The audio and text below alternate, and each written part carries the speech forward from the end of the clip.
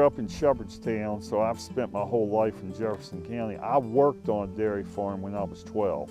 My best friend, his brother worked for this guy, and I wasn't doing anything. So he asked me, he said this fellow, they called him Nip Parkinson was his name, and they said, he's digging potatoes.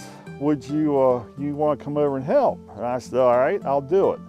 So my mother ran me out there, and we went and we picked up potatoes all day. And I'll never forget, about 4:30, the owner, the old fellow, said, well, I got to go milk. Who's coming with me? And one of the guys that worked there for him went, and I said, well, I'd like to go. So he said, yeah, you come on. Well, that was the first time I ever saw it, and it just truly amazed me. And I started working for this guy carrying milk in the evenings after school, of course on weekends and all summer. He was milking about 50 or 60 cows, and we were carrying it all in buckets. And I really enjoyed the cow end of the business, so I went to Potomac State and got an associate degree, but I also milked and did herd work up there. And then I came out in '83, and my dad helped me, and we ended up buying this place, and I've been here ever since. What we do here is we milk a small number of cows. Most of them are former show cows that we've shown or somebody else is showing. We milk registered Holsteins, and we breed with an emphasis on type, really.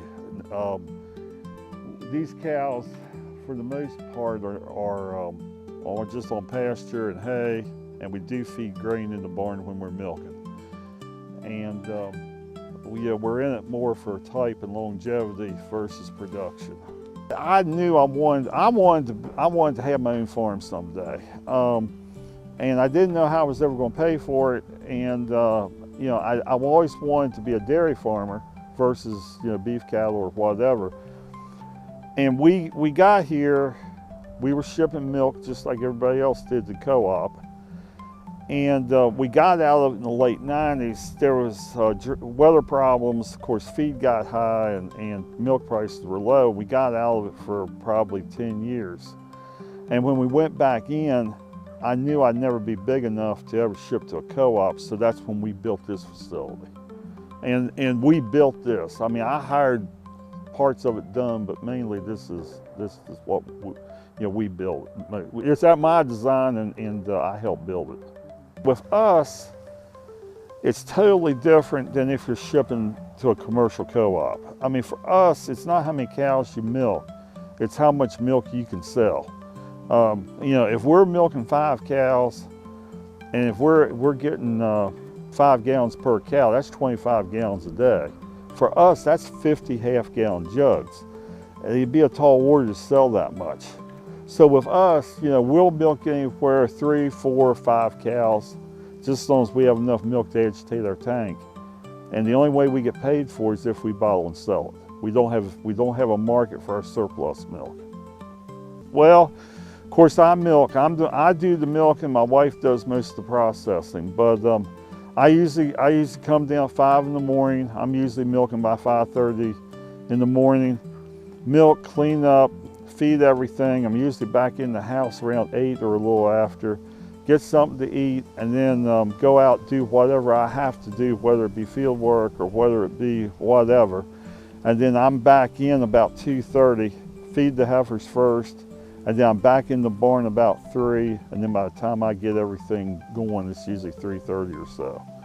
And if we have milk to process, then my wife gets home about 3:30, and then we bottle milk till 7:30 in the evening. We sell, very simple, Bob Tabb at Town and Country Nursery is the only place you can get in Jefferson County.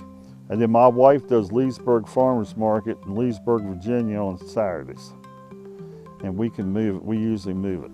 Whole milk, we milk it into a raw tank, pump it into the pasteurizer, pasteurize it and bottle it. Nothing gets taken out of it, nothing gets put in it. The chocolate is the same milk, it's just we put cocoa mix and sugar in that. It's chocolate whole milk is what it is.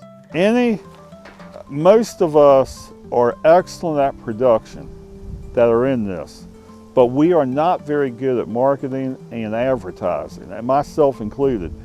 Anything like that is just a blessing for us, because it's hard for an individual producer to get their name out among people that want to buy this stuff. If you have a group of people, and it's, oh, that's West Virginia grown. Well, they'll go on the Facebook page or the website or whatever, and they can get a whole list of people at one place in the area that they're in that are doing what we're trying to do. But yeah, West Virginia Growing's a good program, and I really hope that Department of Ag keeps it going and maybe expands on it in the future.